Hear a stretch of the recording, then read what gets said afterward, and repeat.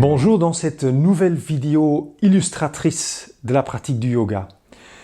Dans les vidéos précédentes, nous avons vu qu'il existe 3 composantes essentielles pour une pratique de yoga efficace et remplie de bon sens. Et celles-ci sont la présence, la respiration et la posture. Et aujourd'hui, j'aimerais vous parler du lien entre la respiration et le mouvement parce que c'est une chose fort essentielle. Le yoga que j'enseigne aujourd'hui porte le nom Prana Yoga Flow. Je n'ai bien sûr pas inventé ce nom. Lors de ma toute première formation de base, le type de yoga enseigné s'appelait déjà ainsi. Cependant, aujourd'hui, je mets de nouveaux accents car j'ai rajouté des principes précieux provenant d'autres approches du yoga. Prana est synonyme d'énergie vitale et en même temps de souffle. En effet, sur cette planète, le souffle est synonyme de vie. Respirer est la première chose que nous faisons dès que nous sommes nés et que nous commençons notre chemin de vie. Et quand nous sortons de la vie, notre respiration s'arrête aussi. Le prana, c'est l'énergie qui circule dans votre corps, qui vous soutient et qui vous nourrit. La réalité physique de notre respiration, c'est le mouvement physique de notre cage thoracique et de notre ventre et l'air qui pénètre profondément dans nos poumons.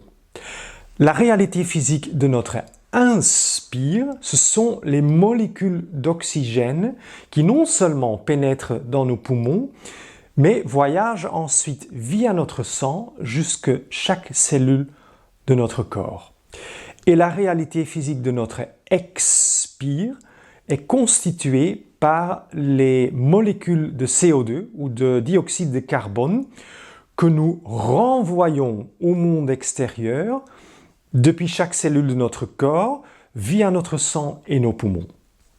Notre planète entière est un système vivant qui respire. La respiration consiste à prendre et à donner. Vous inspirez et vous expirez dans une succession sans fin, un peu comme la transition entre le jour et la nuit, le flux et reflux de la mer ou encore l'ouverture et la fermeture des fleurs à l'aube et à la fin de la journée. Le mot yoga signifie connexion ou établir une connexion. Et dans le Prana Yoga Flow, nous cherchons à établir une connexion fluide et harmonieuse entre le mouvement et la respiration. Je vous invite à vérifier ce qui suit avec vous-même. Observez le mouvement naturel et spontané de votre corps lorsque vous inspirez profondément. Et puis regardez le mouvement spontané et naturel de votre corps lorsque vous expirez. Si j'exagère un peu, ça donne ceci.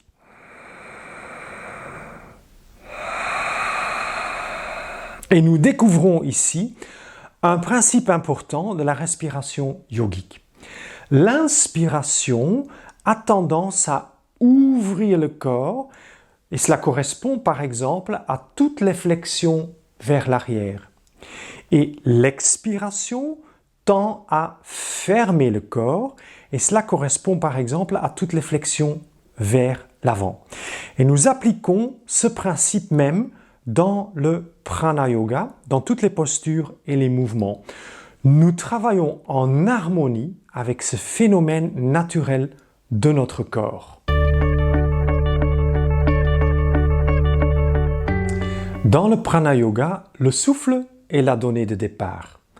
Dans la vidéo sur la respiration comme l'un des piliers de la pratique du yoga, nous avons déjà vu que nous cultivons une respiration qui est à la fois lente, profonde et régulière. Chacun respire différemment et dans le Prana Yoga, nous suivons le rythme de notre propre respiration. Cela signifie qu'il n'y a pas de rythme imposé. Et dans un cours de Prana Yoga, vous constaterez également que chacun bouge à son propre rythme.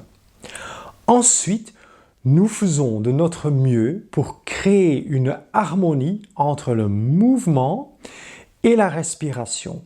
Cela signifie que la durée du mouvement correspond autant que possible à la durée de l'inspiration ou de l'expiration.